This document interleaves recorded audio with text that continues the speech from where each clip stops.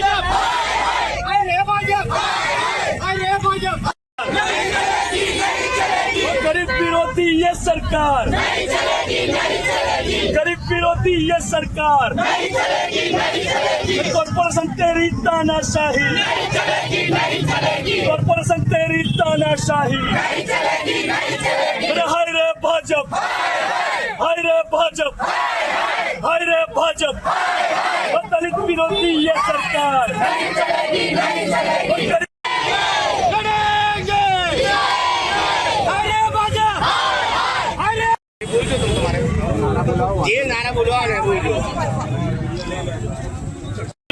गत रोज अमोने अहींना स्थानिक रहीशो द्वारा मैसेज आपवामां आव्यो हतो के साहेब अमारा 150 जेटला मकानो छे जेमां दलित समाजना लोको वसवाट करे छे, रबारी समाजना लोको वसवाट करे छे, मारवाड़ी समाजना लोको वसवाट करे छे, देवी पूजक समाजना लोको वसवाट करे छे, हिंदी भाषी लोको वसवाट करे छे। आ बधाना मिक्स 150 जेटला मकानो अवेलेबल छे।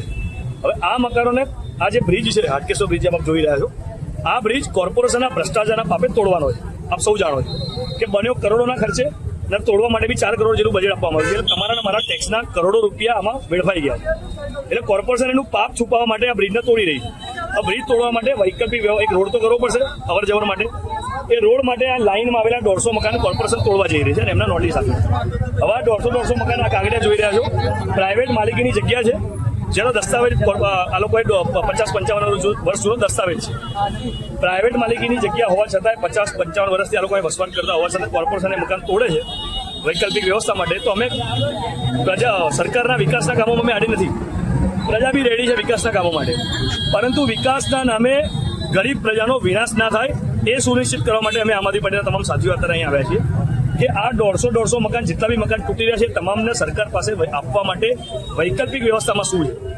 આ વૈકલ્પિક વ્યવસ્થા સરકાર જે આપવાની છે એ લેખિતમાં આપે।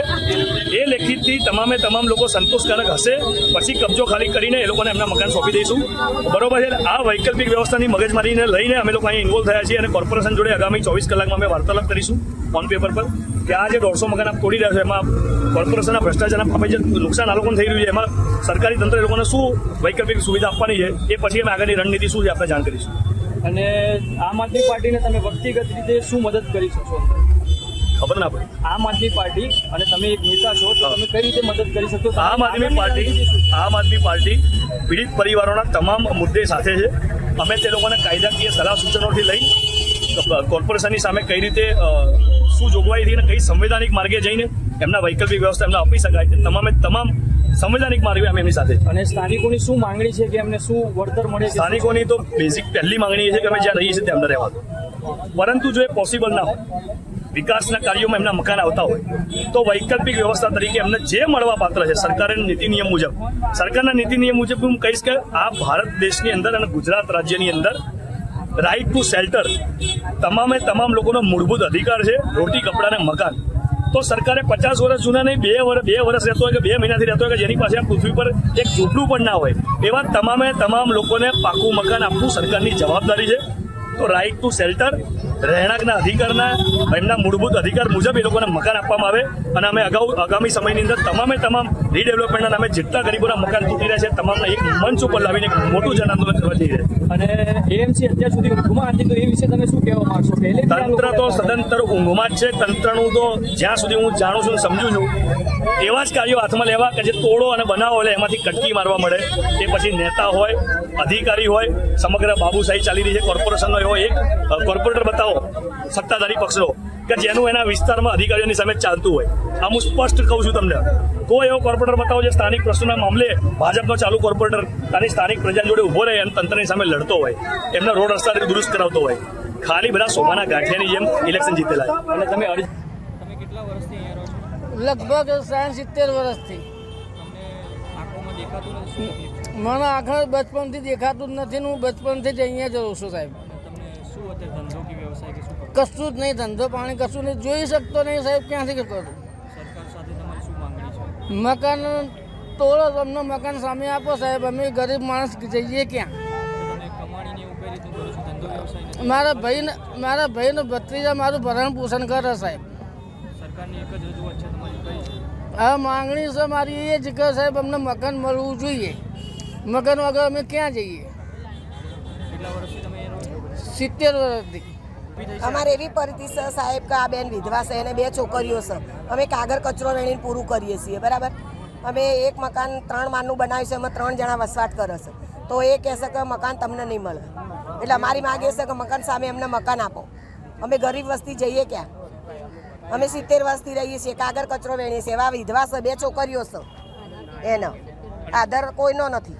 તમારો રોજગાર માટે શું તમે? રોજગાર માટે અમે કાગળ કચરો વેણીએ છીએ. આ બેરી મૂકી છે એને હું જોડે લઈને રોજ જઉં છું કચરો વેણવા.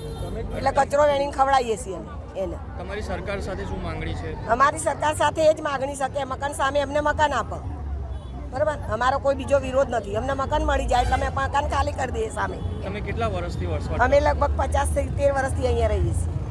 અત્યાર સુધી તમને કોઈ નોટિસ ક્યારે આપો? અમને નોટિસ આ હવડે જ આપી છે 7 મહિનાથી. 7 મહિના? હા, છેલ્લી નોટિસ આ મહિનાથી આપી દીધી, બરાબર. અમને એવું કહેશે કે 7 દિવસમાં તમે ખાલી કરો. અંદર કેટલા ઘરો, કેટલા માણસો અંદર વસવાટ કરે છે? અમારા ઘરની અંદર 13 માણસ છીએ અમે. અને અંદર જે આ ગલી છે, જે હાટકેશ્વરવાળી આખો જે ઇલાકો છે, ત્યાં કેટલા માણસો ટોટલ વસવાટ? લગભગ 500 માણસો હશે અમારા બધા. તો ઘર કેટલા હશે? અમારે 150 મકાન જાય છે, બરોબર. એટલે વસ્તી બહુ છે અમારી અહીંયા. બધી કાગળ કચરો વેણીને જ જીવે છે, કોઈ નોકરીઓ નથી અમારે.